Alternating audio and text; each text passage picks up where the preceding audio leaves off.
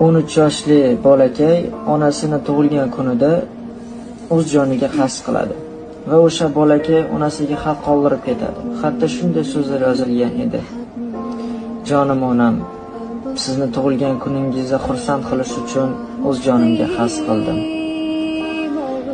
Seni deb dadang bizni tashlab ketdi. Seni deb dadang bizga qaramay qo'ydi.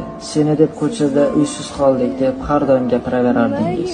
Bugun onajon sizni baxtli qilish uchun hayotingizdan yorug' kunlar kelsin deb hayotingizdan xuddi bo'lmagandek chiqib ketdim.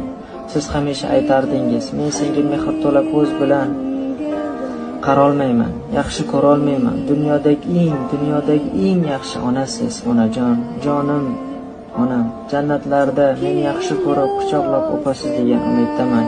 Chunki hayotlik paytimda meni bir marta ham quchoqlab o'pmagan.